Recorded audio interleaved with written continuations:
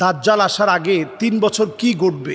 দাজ্জাল হচ্ছে কিয়ামতের একেবারে বড় আলামত, যে আলামতগুলো প্রকাশিত হওয়ার পরে মানুষ আর সময় পাবে না। পুঁতির একটা মালা থেকে দানা পড়ে গেলে একটার পর একটা যেভাবে পড়তে থাকে, এইভাবে একটার পর একটা একটার পর একটা একটার পর একটা পড়তে থাকবে। মানুষের হাতে আর কোনো সময় থাকবে না। দাজ্জাল আসার আগে পৃথিবীতে বেশ কিছু সিমটম দেখা দিবে। এই পৃথিবী উত্তাল হয়ে পড়বে। হাত্তা তুরাল আরদু দামান, সারা দুনিয়াতে বিভিন্ন প্রান্তে মুসলমানেরা মার খাবে। ওয়াকুন আল ইসলামু গরিবা, পৃথিবীতে এমন অবস্থা হবে যে মুসলমানরা সবচেয়ে দুর্বল হবে। এরপরে আল্লাহ রাব্বুল আলামিন মুসলমানদেরকে সফল করবেন, শক্তিশালী বানাবেন ইমাম মাহদি আলাইহিস সালাতু ওয়াস সালামকে পাঠিয়ে। উনি যখন আত্মপ্রকাশ ঘটবে ওনার 40 বছর বয়সে, এরপর মুসলমানরা শক্তির একটা জায়গায় আবির্ভূত হবে। মুসলমানরা এতটাই শক্তিশালী হবেন, ইউসলিহুল্লাহু লাহু লাইলাতান ওয়াহিদা, এক রাত্রির ভিতরে মুসলমানরা শক্তিশালী হয়ে যাবে। সুবহানাল্লাহ বিহামদি। এর পরের বিষয় হচ্ছে মাহদি আলাইহিস সালাতু ওয়াস সালামের 6 বছর পরে দাজ্জালের আত্মপ্রকাশ ঘটবে। দাজ্জাল যখন এই পৃথিবীতে আসবে, অবস্থাটা এমন হবে, তার আগে দাজ্জাল আসার আগেই আল্লাহ রাব্বুল আলামিন শেষ সময়টা এমন হবে, ইন্নাল্লাহ আজ্জা ওয়া জাল্লা লাম ইয়াবআসু নাবিয়্যান ইল্লা হাযযারা উম্মাতাহু দাজ্জাল। এমন কোন নবীকে আল্লাহ তাআলা পৃথিবীতে প্রেরণ করেননি যেই নবী আলাইহিস সালাতু ওয়াস সালাম তার স্বীয় কওমের লোকদেরকে দাজ্জালের ব্যাপারে বোঝাননি। দাজ্জাল এই পৃথিবীতে আসার পূর্বে প্রথম বছরটি এমন যাবে, প্রথম বছরটির ভিতরে এমন ভয়াবহ অবস্থা দেখা দিবে, আল্লাহ তাআলা পুরো আকাশকে মেঘ পড়া, আকাশকে 3 ভাগের 1 ভাগ মেঘ পড়া আল্লাহ তাআলা বন্ধ করে দিবেন। আকাশ থেকে বৃষ্টি বর্ষণ 3 ভাগের 1 ভাগ হবে, আল্লাহ তাআলা বাকিটা বন্ধ রাখবেন। এরপরে আল্লাহ রাব্বুল আলামিন জমিনের উর্বরতা কমিয়ে নেবেন 1 ভাগ।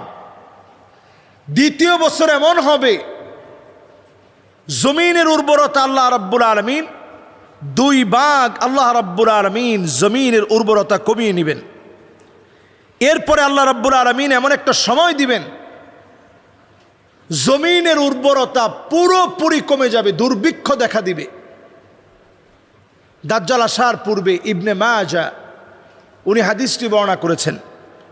এরপরে দাজ্জাল এসে দাজ্জাল যে কাজটা করবে, ফালা তাবকা লাহুম সাইমাতুন ইল্লা হালাকাত, জমিনের অধিকাংশ জায়গা কেমন যেন ধ্বংস হয়ে পড়বে। দাজ্জাল আসার 3 বছর আগেই জমিনের অধিকাংশ জায়গা একেবারে ধ্বংস হয়ে পড়বে। এরপর জমিনের ভিতরে এমন অবস্থা হবে, ওয়া ইন্না মিন ফিতনাতিহি আইয়ামুর বিল হাইয়্যি ফায়ুকাযযিবুনাহু ফালা তুবকা লাহুম সাইমাতুন ইল্লা হালাকাত। এই পৃথিবীতে এমন ফিতনা দেখা দিবে, মৃত ব্যক্তিকে যদি দাজ্জাল বলে যে তুমি জীবিত হয়ে যাও, দেখবেন জীবিত হয়ে যাবে।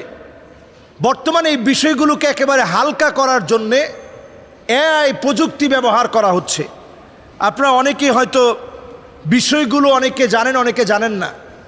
এবং দেখবেন ড্রোনের মাধ্যমে শূন্যস্থানে বিভিন্ন এলিয়ন দেখানো হচ্ছে।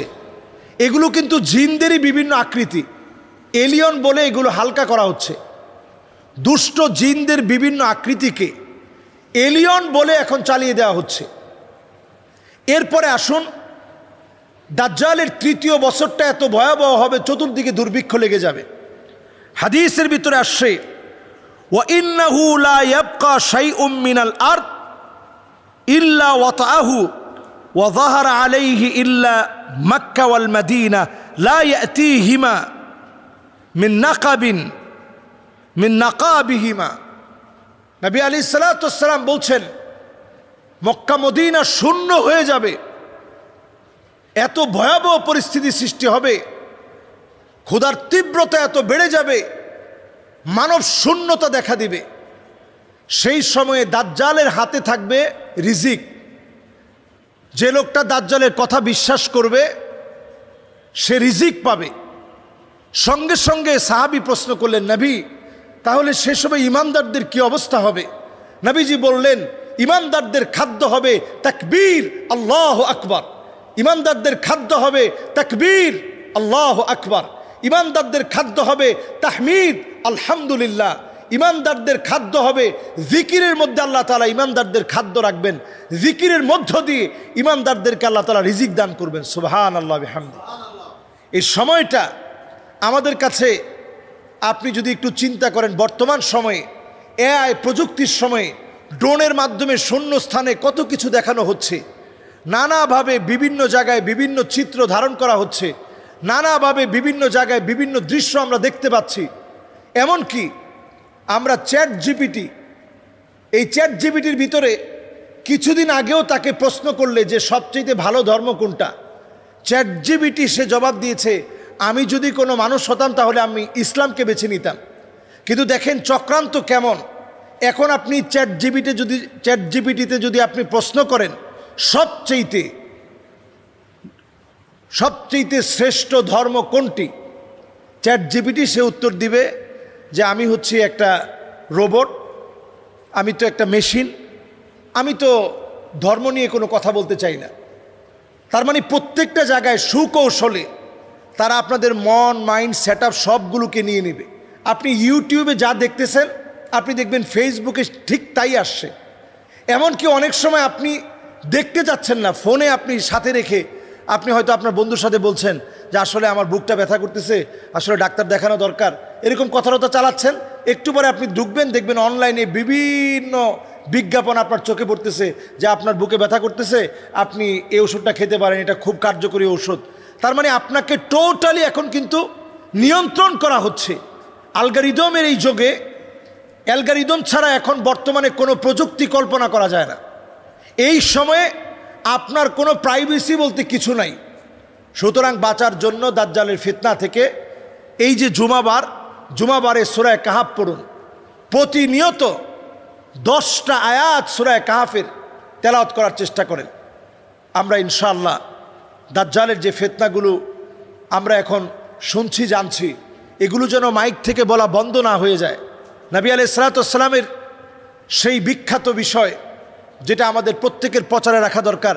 নবীজি বলছেন, আমি দাজ্জাল সম্পর্কে যা বলে গেছি কোনো নবী তা বলে নাই।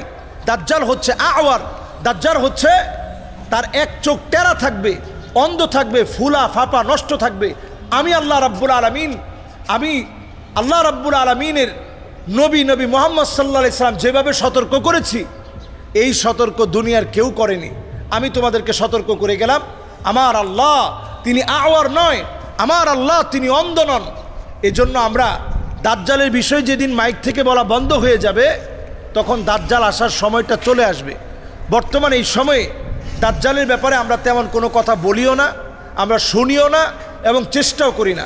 আল্লাহ আমাদেরকে বোঝার তৌফিক দান করুক, আমাদের প্রত্যেককে আমাদের এই জমিনের ফিতনাময় বিভিন্ন পরিস্থিতি থেকে আল্লাহ তাআলা আমাদেরকে হেফাজত করুক।